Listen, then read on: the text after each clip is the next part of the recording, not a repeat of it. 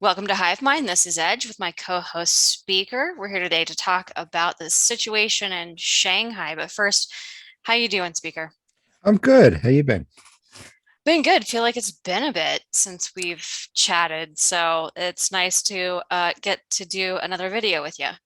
Yeah, it's hard for me these days. Of course, I've kind of moved to a bit of a guest appearance on Dig It, which is sad because I love doing it. It's just really hard to fit everything in at this point in time, but I am trying to maneuver some things around, and even just doing a video like this is awesome. So we will keep doing these and bring them to you as much as possible, as much as time allows. Yeah, So and this is definitely an important topic, and I know that it's something that's kind of like in your wheelhouse. You like talking about these sort of foreign um, uprisings, foreign events like what's happening in Shanghai. So I'm interested to hear your take, but I'm sure by now people have really started to see the footage coming out of Shanghai, which is just absolutely um, upsetting to see everything that's been going on. yeah, we've had um ideas of sort of dystopian footage coming out of the West. I mean, we saw lockdowns in Melbourne, we've seen lockdowns in America, France, across the world, um, and those are terrible in their own right. And then we come to a regime like China, and what we're seeing now coming out of there, and which is only a touch of what's going on because it is quite hard to get any sort of footage out of China. So what we are getting is incredibly disturbing. I've seen compilations of suicide vids that we're not going to show here, of course, because it is extremely upsetting. Um, just the things these people are doing to get out of this mess. That's kind of as far as you can go to save yourself from these sort of situations. And it was hard enough for us to get food down here. Imagine a city full of 25 million people. Yeah, the brutality that they've been showing against the people who are just they're hungry, they've been locked in their homes. Oh my gosh, it's just absolutely hideous evil to watch this. I mean, these people are resisting being sent to quarantine camps whenever they test positive because they know it's just a death sentence for them. I mean, it's really more of concentration camps at this point. I mean, I think these lockdowns started around April 1st. So here we are at day 20. People are starving, as you'd mentioned, jumping out of apartment buildings, and because they're just absolutely so they just have absolute desperation at this point. Yeah, and I've talked about this in the past in past videos of narcissistic and sociopathic societies. We're going back to certain societies, Russia back in the 40s, 50s, but especially Germany and the Nazis. They're sociopathic regimes. The odd people out here are the ones with compassion in those sort of regimes. And we're seeing that build up more and more in China now, where these people, these law enforcements, don't care about human life, not just human life, but animal life as well. I've seen compilations, and this hurt me beyond compare about what they're doing to animals that have been tested for COVID. Some of these pets, some of these pigs, dogs, whatever they are, but the way they're disposing of them is there's no humanity in it whatsoever. It is disgusting. It is No, hard to watch.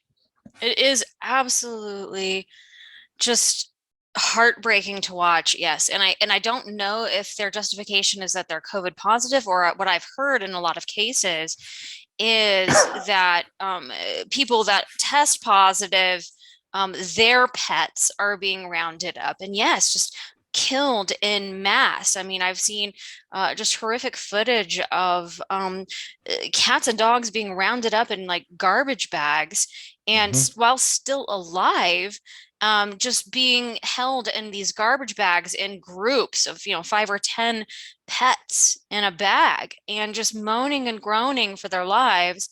and just brutal footage of beatings of the pets. And it's just, you can tell the way that they treat the people and the pets. They just have really no value for human life whatsoever. Oh, not at all. No value for life, you know. No value for any life. Yeah, Mm. exactly. Exactly. It's just horrific to watch. And it just doesn't seem like anyone is really immune to the kind of brutality. It's just like luck of the draw. If you're going to test positive for one of these PCR tests, because they are, testing people in mass now because of their zero COVID policy. And if anybody ends up with a positive test, and of course, we've known how forever how bogus these tests are, Mm. they're being hauled off to these Unreliable. quarantine camps. Yeah, yeah. So it's just Yeah. really luck of the draw, and I think the people are realizing that if they are sent off to a quarantine camp, that they may never come back. I mean, these quarantine camps are, the way they're packed together, it's like the nursing home situation that we had in the West. There's so many people so confined into one space. It's a death sentence. It is just the purest version of a concentration camp. Right. It's just terrific to watch. And I've hesitated, as you mentioned, it's not like we want to show video of people committing suicide, but it must be known.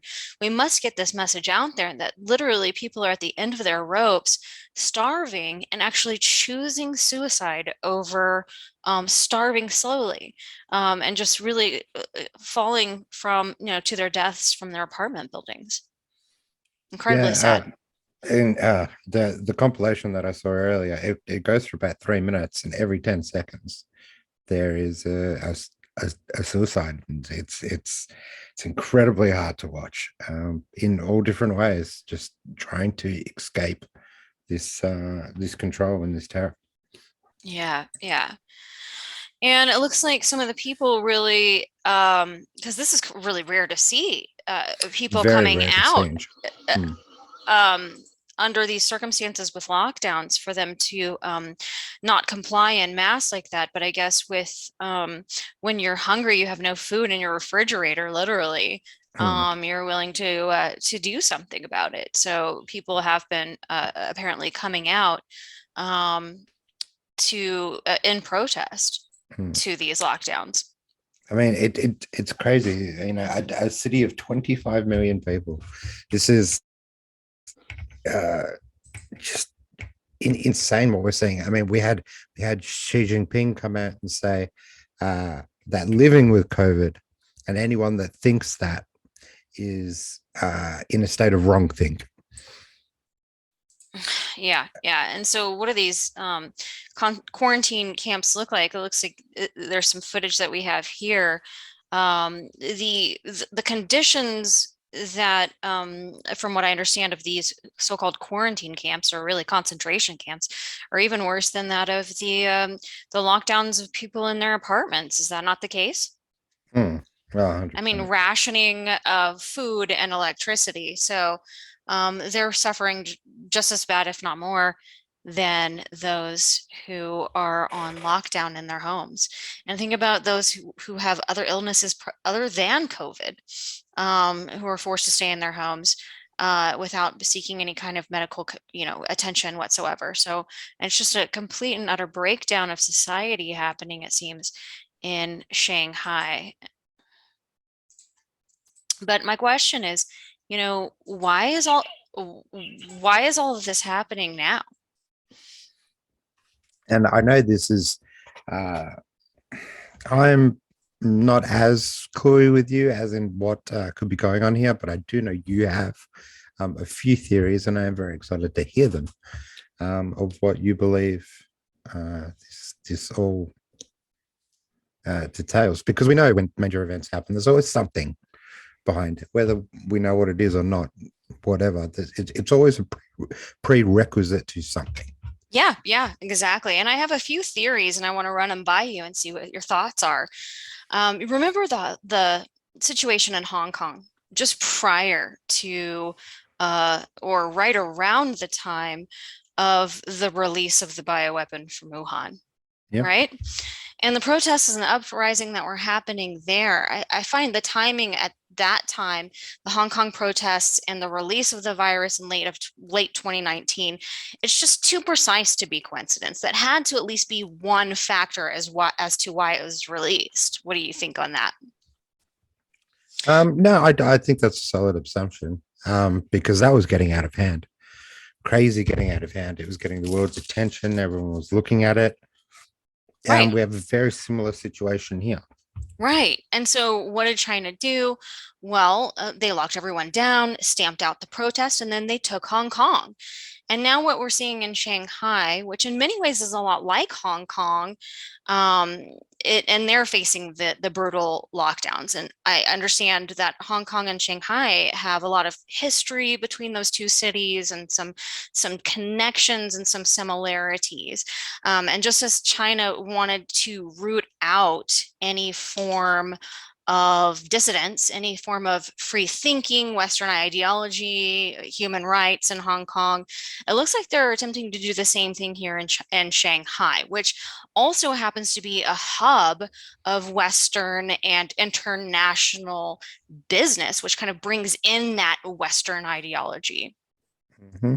And it's hurting business at the moment tremendously. So I mean, the amount of things that come out of Shanghai, and even we're seeing delays on our end with certain products and stuff like that. So, uh, Exactly. and and and it's not like you need to do anything else to hurt the country's economies at the moment. I mean, we're doing this to ourselves in many different ways. Right. Then add this to the mix as well. Exactly, exactly. So I think that leads me to another reason why they're doing this, but I'm going to get to that in a minute. But they're clearly trying to quell any uprising before it even begins and silence political dissidents, I believe. But why now? Here's another reason why I think why now. Later this year, October, November 2022, the Chinese Communist Party Congress meets for the first time in 5 years to confirm Xi's third term, which is unprecedented in recent history. I mean, previous presidents only served at most 2 5-year terms, but since Xi eliminated the presidential term limit in 2018, it's almost a certainty that it's a done deal. But the only thing I can imagine that could possibly throw a wrench in his plans would maybe be a popular uprising. And maybe that's why Shanghai lockdowns are really happening right now, at least in part. What do you think? It's an interesting theory. Um, Well, here we have the Chinese okay. health minister Ma Xiaowei has pledged to take the toughest measures to prevent a major outbreak of COVID-19, ruling out any relaxations ahead of this year's 20th Communist Party Congress. So they're actually saying the quiet part out loud. We're going to keep clamping down all the way through this important congressional meeting that happens in October, November 2022 to reassure that Xi gets to be a dictator for life, unlike previous presidents. Mm. So there's one possibility as to why this is happening now, particularly in Shanghai, where they may foresee that Shanghai would have some sort of popular uprising. But there are other factors that we should definitely consider, and you just talked about it. Is the supply chain. We know that you know, this person here says, this is a man-made crisis. Shanghai residents are starving and businesses are being destroyed needlessly as food rots in warehouses, unable to be delivered to shops and markets, which have been forcibly closed. COVID zero policy has failed.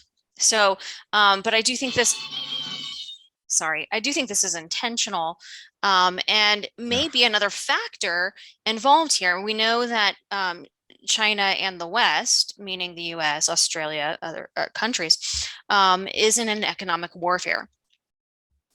And with Shanghai being a hub of international business, That could be another factor purposely causing supply chain disruptions, right?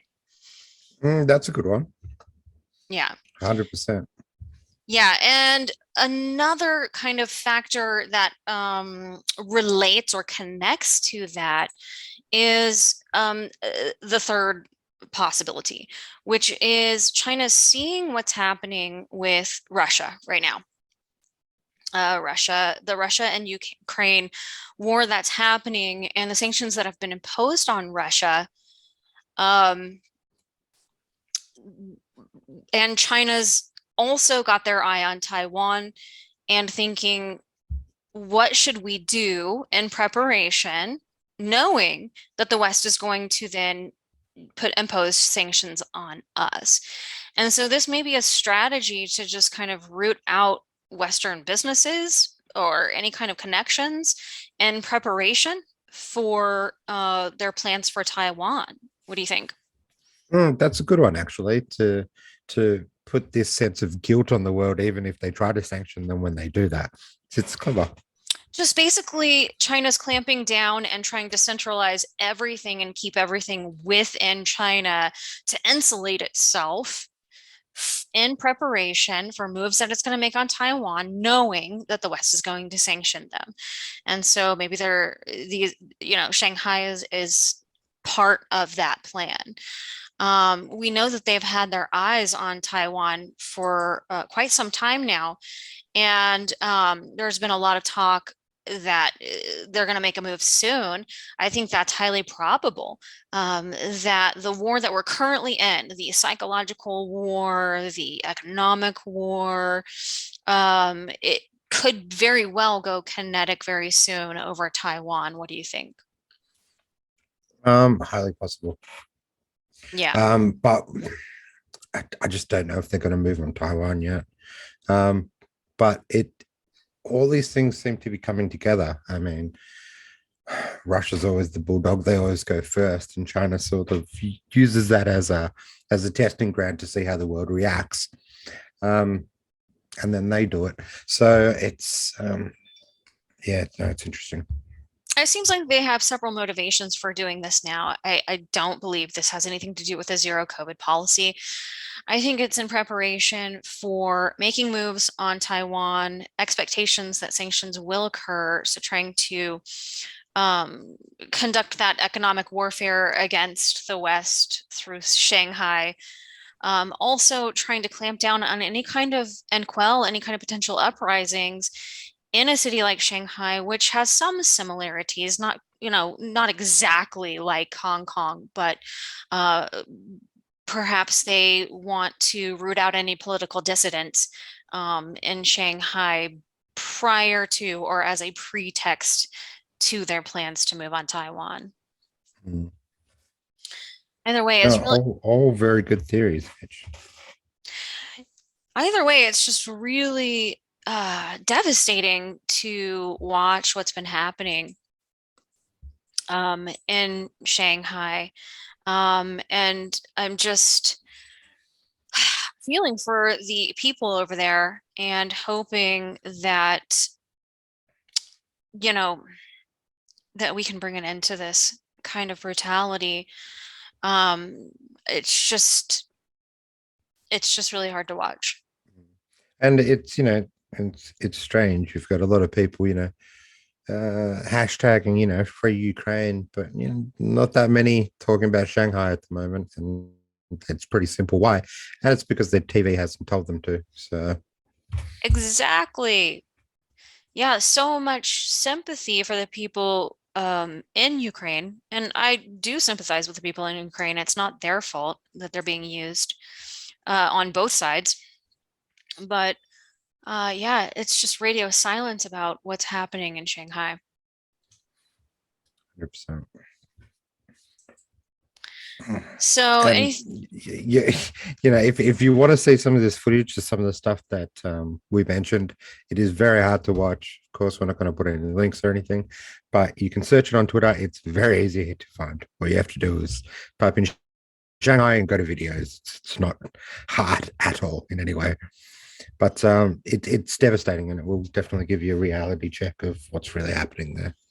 Yeah, and I think that if you really want to see what this regime and the globalists would like to see happen across the West and around the world, then all you have to do is see what's happening in Shanghai, because that is exactly what they want for all of us. And um, it's a huge wake-up call to see what's happening over there. And it would be very, very naive to think that, oh, that could never happen here. It And very absolutely naive. can. Yeah. All right. Well, thanks for joining us today here on Hive Mind with myself, Edge, and Speaker. Please be sure to share this podcast. We're on YouTube, BitChute, Foxhole, and Pilled. And we'll see you back next time right here on Hive Mind. They wrote.